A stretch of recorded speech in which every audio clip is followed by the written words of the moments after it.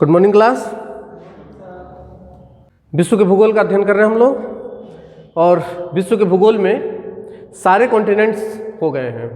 उनका जो संक्षिप्त परिचय था हम लोगों ने ले लिया है, जिसमें अफ्रीका और ऑस्ट्रेलिया में सभी चीज़ें जैसे उसके पर्वत, नदियाँ और उसका जो सामान्य सा परिचय था वो भी इन दोनों के एक साथ ही करा दिए हैं। बाकी कॉन्टिनेंट्स में हम लोग नदियाँ अलग कर रहे हैं और उसका परिचय हम लोगों ने अलग किया था।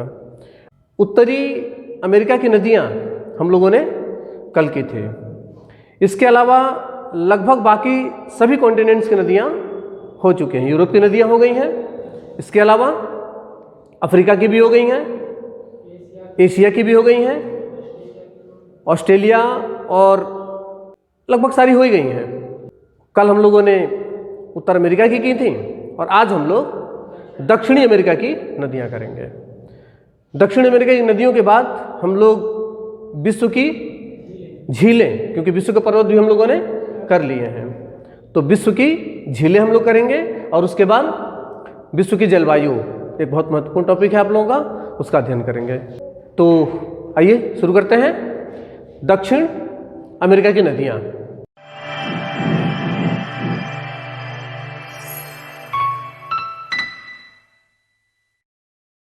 दक्षिण अमेरिका का परिचय आप लोगों ने पहले ले लिया है, तथा इसका जो सामान्य सा परिचय हम लोगों ने इसके पहले की क्लास में जब महाद्वीपों का अध्ययन कर रहे थे तो उसमें हमने इसके बारे में बात कर ली थी, तो परिचित होंगे आप लोग। दक्षिण अमेरिका के पूर्व में अटलांटिक महासागर है और दक्षिण अमेरिका के पश्चिम में प्रशांत महासागर है।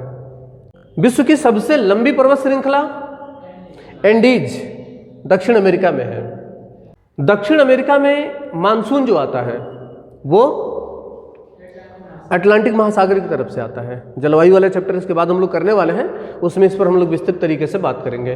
तो अटलांटिक महासागर से इसका जलवायु आने के कारण, और हम देखते हैं कि एंडीज जो है ये दक्षिण अमेरिका के बिल्कुल पश्चिम में है। यही कारण है कि दक्षिण अमेरिका का लगभग ज़्यादातर हिस्सा जो है वो इसके पूर्व में, और इसका जो पश्चिमी तट बनता है, मानसून यहाँ पर टकराता है, जिसकी वजह से इस पश्चिमी तट पर बारिश नहीं हो पाता है। और यही कारण है कि विश्व का सबसे सूखा स्थान, विश्व का सबसे सूखा स्थान एंडीज के पश्चिम में, एंडीज के पश्चिम में यहाँ पर चिली जो देश है, इसी के सहारे लंबा लंबा उत्तर से दक्षिण की ओर विस्तृत है। चिली एंडीज के पश्चिम में उत्तर से दक्षिण की ओर दक्षिणी अमेरिका के तट पर स्थित है चिली। और इसी चिली में एक मरुस्थल यहाँ पर पाया जाता है। क्या नाम था उसका, नहीं याद है? अटाकामा मरुस्थल। यहाँ पर मैंने बताया था एक मरुस्थल पाया जाता है, अटाकामा मरुस्थल। और इसी अटाकामा मरुस्थल में एक स्थान है जो कि विश्व का सबसे सूखा स्थान दर्ज किया जाता है। कहाँ पर है? इसी चिली में, और अटाकामा मरुस्थल के अंतर्गत आता है। नाम क्या है? अरिका। अरिका विश्व का सबसे सूखा स्थान है। कहाँ पर है? दक्षिण अमेरिका में, चिली में, अटाकामा मरुस्थल में स्थित है अरिका। कारण समझ में आ रहा होगा, क्योंकि एंडीज की वजह से सभी जो वर्षा होती है, 100% जो इसकी वर्षा हो रही है वो दक्षिण अमेरिका के पूर्व में होती है, अर्थात एंडीज के पूर्व में होती है। इसके लगभग सभी नदियों पर हम लोग मुख्यतः बात करने वाले हैं। तो इसकी लगभग सभी नदियां जो हैं वो पूर्व की ओर प्रवाहित होती हैं, पूर्व की ओर प्रवाहित होती हैं, और नदियां हमेशा अपनी घाटी में ही प्रवाहित होती हैं, जिससे ये पता चलता है कि दक्षिण अमेरिका का जो ढलान है ये पश्चिम से पूर्व की ओर है। दक्षिण अमेरिका की जो सबसे प्रमुख नदी है, दक्षिण अमेरिका की सबसे प्रमुख नदी, इसे दक्षिण अमेरिका की जीवन रेखा कहा जाता है, और वह है अमेजन नदी।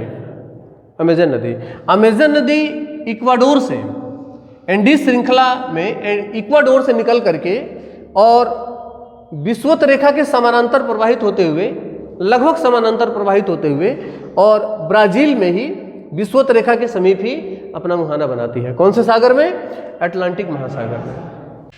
आप देख पा रहे होंगे कि ये विषुवत रेखा है और विषुवत रेखा के आसपास का जो क्षेत्र होता है ये उष्णकटिबंधीय जलवायु के अंतर्गत आता है, उष्णकटिबंधीय जलवायु के अंतर्गत आता है और यही कारण है कि यहाँ पर वर्ष भर वर्षा होता रहता है। इसलिए अमेजन की जो घाटी बनेगी, ये जो हरे रंग की नदियाँ और भी इसमें दिखाई गई हैं, जैसे कि ये इस तरीके की, ये अमेजन की सहायक नदियाँ हैं। यहाँ पर बहुत सारी नदियाँ प्रवाहित होती हैं और इसकी जो घाटी बनती है अमेजन नदी की, इसमें एक जंगल का विस्तार होता है, वन पाया जाता है जिसे अमेजन घाटी के जंगल कहा जाता है और ये सदाबहार वनों का यहाँ पर विकास होता है। यहाँ पे सदाबहार वनों का विकास होता है। इन सदाबहार वनों को ब्राज़ील में, यहाँ पर जब हमने वन कराए थे उसमें बताया था क्या कहा जाता है? सेल्वास कहा जाता है। ब्राज़ील में उन्हें सेल्वास कहते हैं, याद रहेगा ना। अमेजन नदी घाटी जैव विविधता क्षेत्र के अंतर्गत आता है। इसमें विश्व के विभिन्न प्रकार के जीव और विभिन्न प्रकार की वनस्पतियां पाई जाती हैं। रबड़ आपको याद होगा यहीं से, ठीक है। ब्राज़ील में कॉफ़ी वो भी यहीं से निकल करके आता है। विश्व के विभिन्न प्रकार के जीव जिसमें मुख्यतः जैसे एनाकोंडा का नाम सुना होगा आप लोगों ने। एनाकोंडा कहाँ पाया जाता है? अमेजन घाटी में पाया जाता है। कारण क्या है? क्योंकि ये विषुवत रेखीय क्षेत्र के अंतर्गत आता है और यहाँ पर वर्ष भर वर्षा होता रहता है। क्लियर है? अमेजन नदी में अंदर ब्राज़ील में यहाँ पर एक बंदरगाह पाया जाता है। नदियों के माध्यम से जब हम नाव लेकर, अर्थात अटलांटिक महासागर से जब हम यहाँ पर आएंगे तो इसके मुहाने से हम नाव के माध्यम से, जो पानी का जहाज होता है, वो अमेजन नदी के सहारे यहाँ तक आ सकते हैं। और यहाँ के पर एक बंदरगाह स्थित है, नाम है मनोस बंदरगाह। मनोस बंदरगाह ब्राज़ील का एक अंतरतम बंदरगाह है। ऐसे बंदरगाह जो नदियों के माध्यम से अंदर तक पहुँचते हैं उसे अंतरतम बंदरगाह कहा जाता है। तो मनोस बंदरगाह एक अंतरतम बंदरगाह है। यह रहा है आपका अमेजन नदी। इसके अलावा दक्षिण अमेरिका की कुछ और प्रमुख नदियों की अगर हम बात करें तो उसमें अगली नदी है ओरिनिको नदी। ओरिनिको नदी पूरी तरीके से वेनेजुएला की नदी है। परिचय जब हमने कराया तो पता है आपको यहाँ पर क्या है? वेनेजुएला है, ठीक है ना। तो पूरी तरीके से वेनेजुएला की नदी है ओरिनिको नदी। ओरिनिको नदी का प्रवाह उत्तर की ओर होता है। ओरिनिको नदी का प्रवाह उत्तर की ओर होता है और ओरिनिको नदी घाटी एक पेट्रोलियम क्षेत्र है। ओरिनिको नदी घाटी मुख्यतः एक पेट्रोलियम क्षेत्र है और पेट्रोलियम क्षेत्र इसके अलावा, ओरिनिको नदी घाटी के अलावा यहाँ पर एक झील पाया जाता है। यहाँ पे एक झील है, क्या नाम है? मराकाइबो झील। परिचय में मैंने राजधानी के बगल में इसको कराया था। तो मराकाइबो झील यहाँ पर स्थित है और ये भी एक पेट्रोलियम बहुल क्षेत्र है। तो वेनेजुएला में मुख्यतः दो पेट्रोलियम क्षेत्र हैं, एक है ओरिनिको नदी घाटी और दूसरा मराकाइबो झील प्रदेश। विश्व में सबसे अधिक पेट्रोलियम यहीं पाया जाता है। तो एक इंपॉर्टेंट आपका ओरिनिको नदी। ओरिनिको नदी के अंतर्गत अलावा ये ब्राज़ील का दक्षिणी हिस्सा है। ब्राज़ील आपको पता है यहाँ तक है, ब्राज़ील का दक्षिणी हिस्सा। तो यहाँ पर एक पठार पाया जाता है। यहाँ पर एक पठार पाया जाता है। पठार मतलब उठा हुआ भाग। पठार मतलब होता है उठा हुआ भाग। तो यहाँ पे, यहाँ से इसे ब्राज़ील का पठार कहते हैं।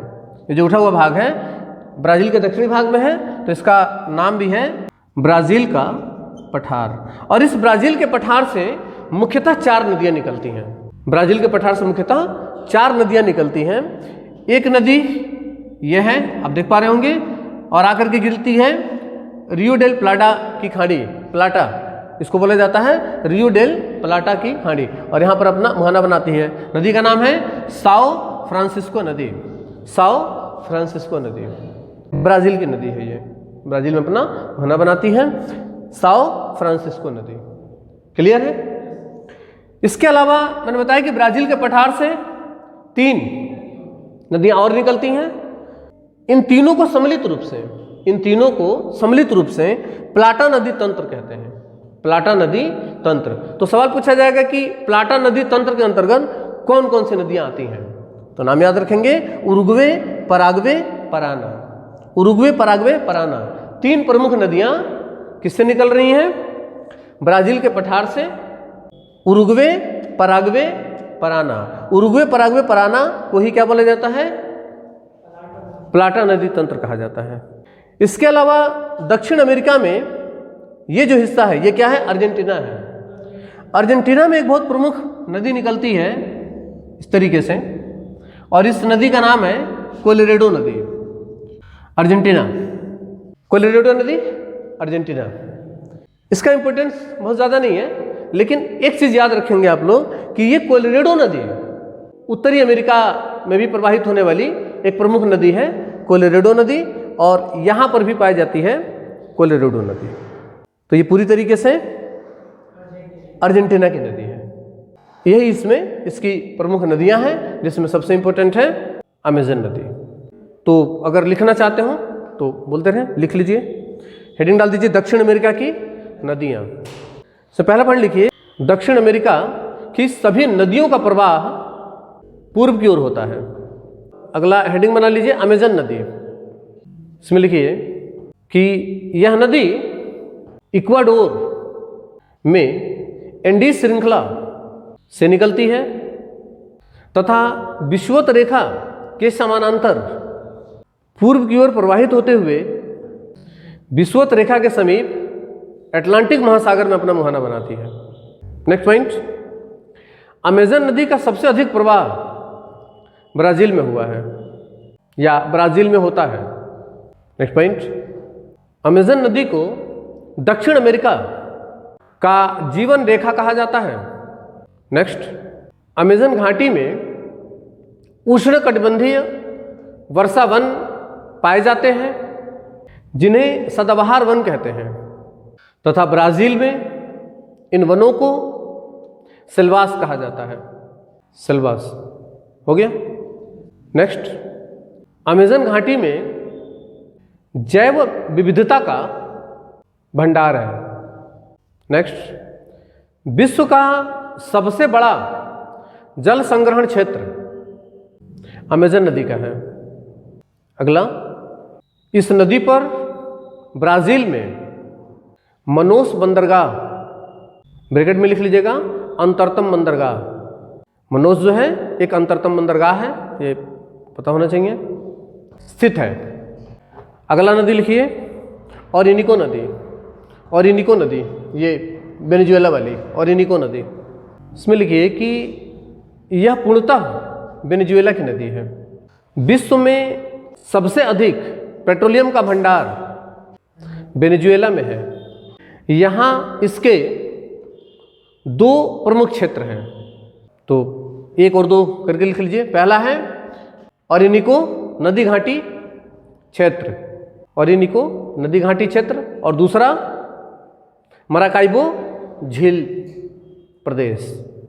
अगला लिखिए प्लाटा नदी तंत्र। इसमें लिखिए प्लाटा नदी तंत्र के अंतर्गत तीन प्रमुख नदियां आती हैं। नाम लिख लीजिए उरुग्वे, पराग्वे, पराना। उरुग्वे क्या लिखा है? Uruguay, Paraguay, Parana. इन तीनों नदियों का उद्गम ब्राजील के पठार से हुआ है तथा रियो डेल प्लाटा की खाड़ी में अपना मुहाना बनाती हैं। प्लाटा, रियो डेल प्लाटा। और इनिको नदी जो लिखा था ना, इसमें एक लाइन और मेंशन कर लीजिएगा, इसे तेल नदी भी कहते हैं, और इनिको नदी को तेल नदी भी कहते हैं। तेल नदी बहुत सारी हो गई विश्व में, याद रखिएगा। एक अफ्रीका में, एक यहाँ, और एक भारत में भी है। भारत में तो नदी का नाम ही तेल नदी है, महानदी की सहायक नदी है वो। इसके बाद दो छोटी छोटी नदियां मैंने बताई थी, कोलोरेडो नदी अर्जेंटीना, तो अर्जेंटीना की प्रमुख नदी कोलोरेडो नदी है। ठीक है, आपकी परीक्षाओं में अगर दक्षिण अमेरिका की नदियों से सवाल बना तो तीन ही जगह से सवाल बनेगा, क्योंकि दक्षिण अमेरिका में सबसे इंपॉर्टेंट है अमेजन घाटी, अमेजन नदी। तो अमेजन से ही बनने की संभावना सबसे ज़्यादा होती है। अगर अमेजन से नहीं बना तो अगली इंपॉर्टेंट है यहाँ पर ओरिनिको नदी, क्योंकि ये पूर्णतः वेनेजुएला की नदी है और तेल बहुल क्षेत्र है, पेट्रोलियम बहुल क्षेत्र है, इसलिए ये इंपॉर्टेंट हो जाता है। और तीसरा इंपॉर्टेंट इसमें है प्लाटा नदी तंत्र। और प्लाटा नदी तंत्र से अगर कोई सवाल बना तो सिर्फ यही पूछा जाता है कि निम्नलिखित में से कौन सा प्लाटा नदी तंत्र के अंतर्गत आने वाली नदी है। तो पता होना चाहिए कि 3 प्रमुख नदियां प्लाटा नदी तंत्र के अंतर्गत आती हैं। कौन कौन सी? उरुग्वे, पराग्वे और पराना। एक ये जो कोलोरेडो नदी है ना, ये कंफ्यूज करने के लिए आ सकता है कि कोलोरेडो नदी कहाँ पर स्थित है या किस देश की नदी है।